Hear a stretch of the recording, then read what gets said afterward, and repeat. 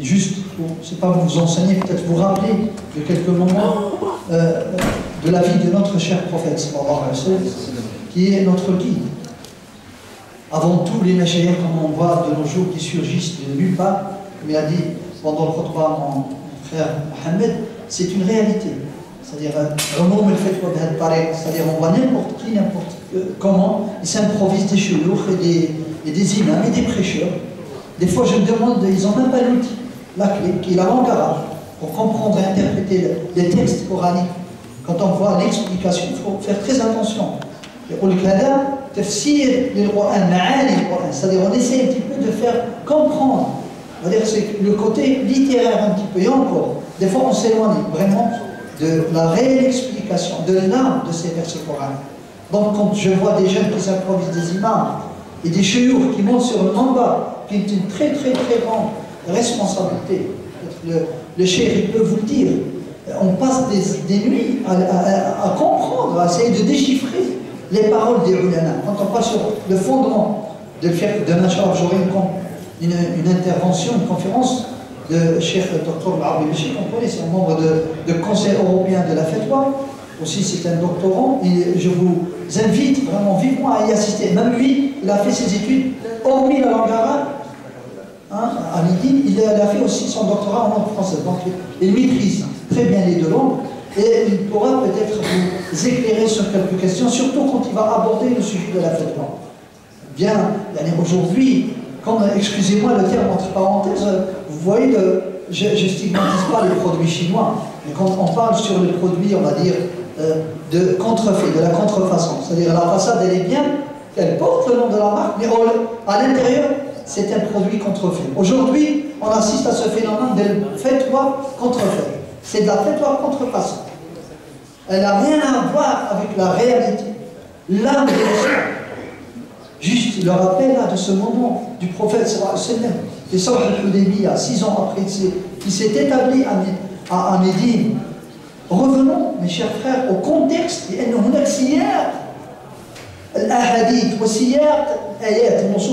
textes qui sont insérés dans un moment, que j'ose dire, le moment coranique, ou le moment du hadith. Il s'adapte. L'islam est venu, il n'a pas voulu heurter les sensibilités, et même le contexte socio-économique à cette époque-là. Je suis très étonné quand j'entends un cheikh Mohamed qui parle sur oui, il faut des esclaves en islam pour libérer un esclave quand on a un kafarat. Ya akhi, subhanallah.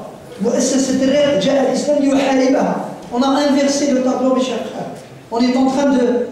quelqu'un, il marche, au lieu de marcher tout droit, il marche sur le plafond et regarde la réalité à l'envers, malheureusement. L'islam, il est venu pour abolir l'esclavage, avant que l'humanité soit consciente de cette dangerosité, de prendre l'être humain autant que mobilier qu'on possède. L'islam, il ne pouvait pas, parce que c'était un contexte socio-économique qui favorisait ça. Il ne pouvait pas, comme l'alcool, si on cite l'exemple de l'alcool. Est-ce que l'islam pouvait, Aïcha nous dit, si le Coran était révélé le premier jour pour dire aux gens, arrêtez de vivre l'alcool, ils n'auront jamais arrêté de boire l'alcool. Mais c'était un accompagnement, si j'ose dire, petit à petit, étape par étape, jusqu'à ce que l'islam vienne et interdit carrément la boisson. Et on voit que la boisson alcoolisée, elle génère beaucoup de dégâts. Y a-t-il plus raisonnable que quelqu'un, quand il perd la raison, fait n'importe quoi? On entend parler sur ces jeunes-là qui se droguaient. Pour perdre la raison, certainement, je suis sûr que quelqu'un qui fait des crimes, d'horribles crimes comme ça, il a perdu la raison. Il n'est pas dans son état d'âme. Pour tuer, ôter des vies. J'ai rencontré des gens qui étaient impliqués dans des affaires de tuerie. Wallah, ils ne dorment pas la nuit. Le cheikh, il a bien expliqué. C'est Dieu qui décide de ôter l'âme d'un tel ou d'un tel. Allez voir dans les hôpitaux.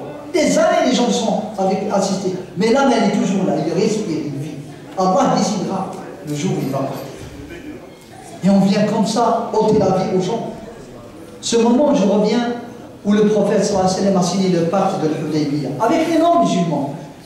وقال عليه الصلاة والسلام والله لو دعتني قريش إلى خطة fiha silatu rahim. Regardez comment le prophète sallallahu alayhi wa sallam, il a qualifié les non-musulmans, mais il avait des liens de parenté. Il a dit, si Quraysh m'appelle aujourd'hui pour tisser le lien de parenté, je vais le faire. Il est venu en état de sacralité, alors qu'il était en état de guerre, dans cette période médiévale.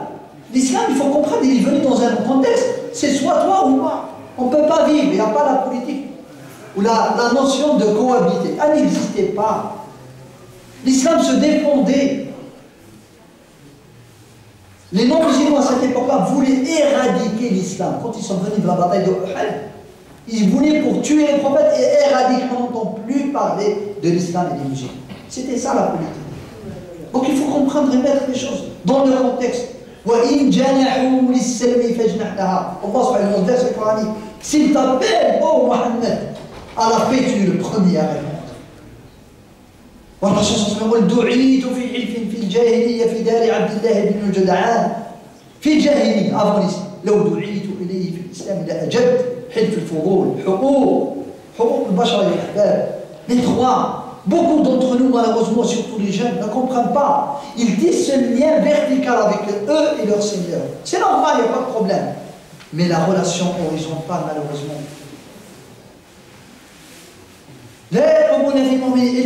j'en connais beaucoup, malheureusement, des frères et des barbus. Je suis le premier peut-être à stigmatiser si on parle de la barbe de Jannah, mais ce n'est pas l'islam. Le prophète sallallahu alayhi wa sallam n'est pas venu pour habiller les corps, mais plutôt habiller les âmes à l'intérieur. Illa man atallaha bi qalbin salim. Un cœur saint. Si tu arrives à te purifier, moi je l'habille du prophète, et le cœur il est pourri à l'intérieur, plein de haine. C'est pas le dialogue.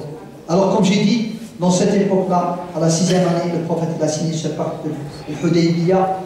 Et après 2 ans, on a vu que les musulmans qui étaient autour du prophète en ce jour-là ne dépassaient pas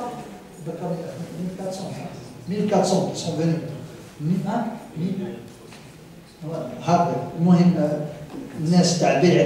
Autour de ce chiffre-là. Ce chiffre-là, il s'est vu, c'est pas quadruplé, 10 fois plus, 10 000 sont venus pour la conquête de la Mecque. La conquête, j'aime pas ce mot-là. L'arabie, ça m'appelle l'ouverture. نفتح على مكة ننفس عنها الكرب اللي كان فيها من الشرك من الأوثان والأصنام. Pour purifier Mecca, la terre, la sainte terre que Allah subhanahu wa ta'ala a aimée et a honorée par le Kaaba, la purifier de tout ce qu'il y avait comme idolâtrie, comme statue, que les gens adoraient, s'attachaient à ces adieux. Je ne vais pas, Inch'Allah, trop étaler, mais pour vous juste vous dire ce constat-là, que l'islam, mes chers frères et sœurs, se propage plus dans un climat sain, serein, ou le dialogue. Parce qu'on a l'outil. Le vrai triomphera dans un climat serein. Et l'inverse, quand il y a un moment de on n'est pas là pour semer la terreur, parce que la terreur, elle est à l'inverse. On a beaucoup de chantiers, mes chers frères et sœurs. Éduquer nos enfants, construisons nos écoles, nos mosquées, prenons soin de nous-mêmes. C'est des lieux-là, Allah il a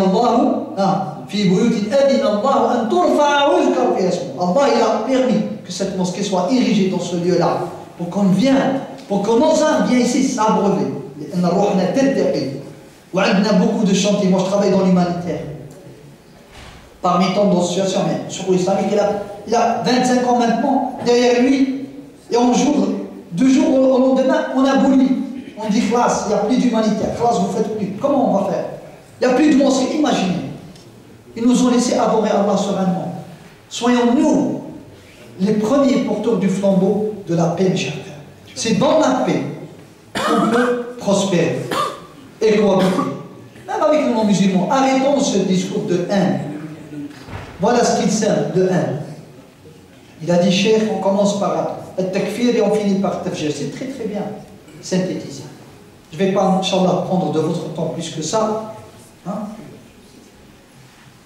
Le Cheikh, il m'autorise à peut-être un petit peu aborder le sujet.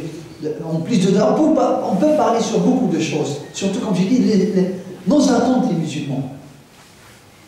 Qu'est-ce qu'on va gagner, mes chers frères? À travers les actions. Est-ce qu'on va, soi-disant, permettre aux musulmans de se soulager en Syrie ou là, au Yémen ou là, avec ces actes-là? Non. Déjà, la France, en tant que pays, c'est la première à dénoncer les crimes qui soient là-bas. Soutenons allons de l'avant, mes chers frères. Il ne faut pas aller à l'encontre de nos intérêts. Soyons plus intelligents, mes chers frères. Il a dit, le cheikh, la parole du prophète, c'est des gens, des ignorants. Wallah al-Azim. Nous qui avons le peu de science, on va de loin. Qu'est-ce qui se passe? C'est des pseudo-machayikh. Wallah, croyez-moi. C'est des pseudo-machayikh. Même la lecture plus que superficielle de l'islam. L'islam n'est pas venu pour semer la terreur, de se combattre avec les gens. Imaginez le nombre de musulmans, combien aujourd'hui? Au jour d'aujourd'hui, on est combien de musulmans sur terre? Hein? 1,7 milliard, on va dire. Et combien les non-musulmans? Le reste. Imaginez que si les autres nous revoient avec le même orgueil des fois des jeunes,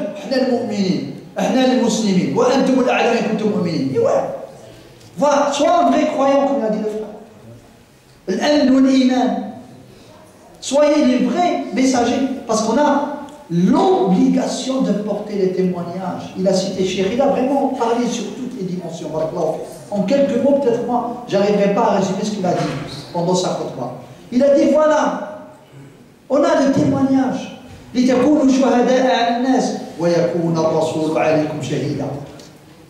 Vous croyez, juste sur cette parenthèse, Khalid bin Walid, هذا السيري الشام كلها فتحها شكون؟ صحابي خالد بن وليد رضي الله عنه وارضاه. Combien de batailles il a mené, combien il a harbi, n'est-ce qu'il voulait éradiquer les musulmans? Il a fini par mourir dans son lit. Il a espéré être un martyr dans le champ de bataille, dans le sanctuaire d'Allah. Il n'a pas eu cet honneur. Un dealer qui a passé toute sa vie, Hachakoum a dealé, à boire de l'alcool, à faire n'importe quoi, toutes les fawahish, la plupart d'entre eux les ont commises. Vous voyez qu'Allah va les honorer par shahada comme ça, en tuant des innocents. Wallah, on se pose vraiment. Posez-vous les bonnes questions, mes chers frères et sœurs. Il faut savoir qu'est-ce que ça veut dire, le shahada fi sabilillah. Donc, comme j'ai dit, renvoyons la copie.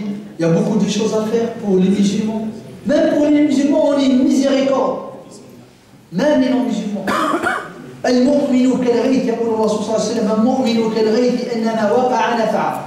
Le croyant, tel est une pluie. Quand elle tombe, vous voyez, il y a de l'herbe qui pousse, il y a de la fraîcheur, il y a beaucoup de bien. C'est ça la parole qu'il a fait le prophète sallallahu alayhi wa sallam par rapport à tout vrai musulman et croyant. Sur ce, je compte, Inch'Allah. Barakallahu fikum, bismillah, Inch'Allah, ila atat ta'alikum. Wa rabbi yahfaz al-shaykh ta'ala, Inch'Allah, on aura peut-être l'occasion de se voir. C'est le curé de Sergio, c'est un deuxième imam, donc c'est l'occasion pour montrer que les religions, on a la chance que notre cher frère le curé qui nous rend des visites juste après la prière, soyez les bienvenus parmi nous. C'est un signe que les religions, toutes les religions refusent ou rejettent tous ces actes barbares. Je vous laisse la parole, soyez les bienvenus le temps que vous voulez. Merci beaucoup. Merci beaucoup. Je suis père Jean-Marc Pimpano. Depuis 1 an, je suis le curé de Cergy. Les 3 églises, mais une seule paroisse pour tout Cergy. Et aussi plus de Pontoise. Voilà, donc je suis comme vous, je suis choqué par tous ces événements qui ont eu lieu la semaine dernière.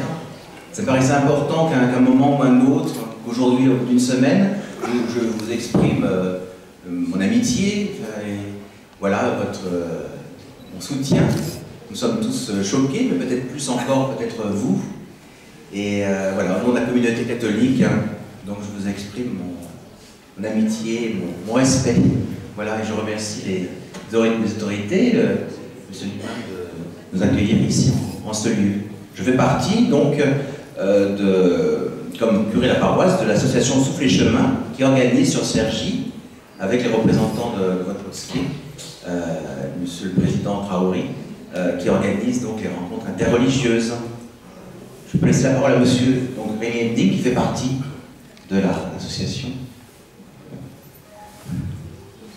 Bonjour à tous, je suis chrétien protestant, donc une communauté différente de la communauté catholique, et je suis coprésident de cette association sur Cergy-Pontoise qui s'appelle Souffle et Chemin, et qui a pour ambition de faire dialoguer différents représentants, pas simplement les représentants officiels, mais les croyants, qui soient chrétiens, catholiques, protestants, orthodoxes, mais aussi des musulmans, des juifs, et même des bouddhistes, et qui se rencontrent et qui disent avec leurs mots, avec leur cœur, avec leur intelligence, ce en quoi ils croient, quelle est leur foi.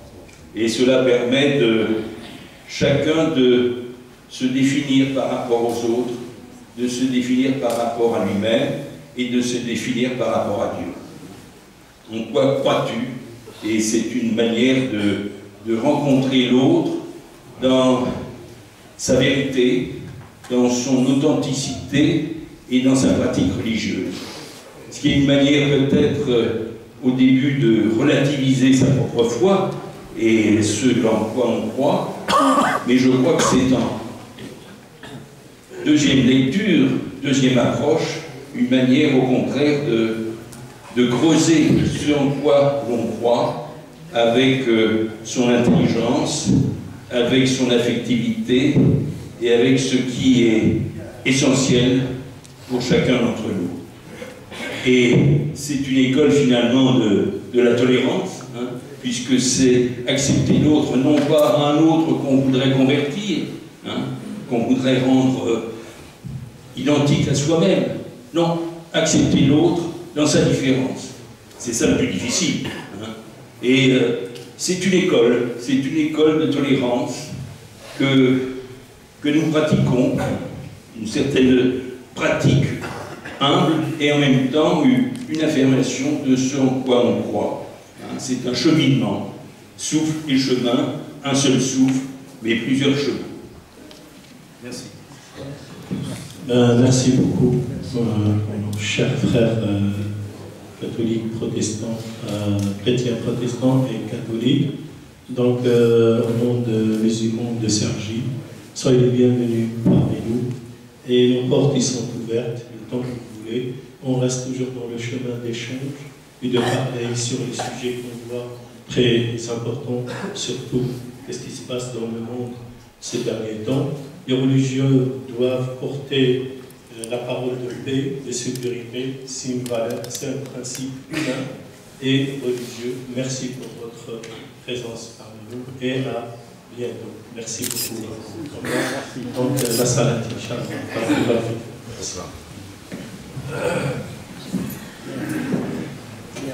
Allahu Akbar, Allah.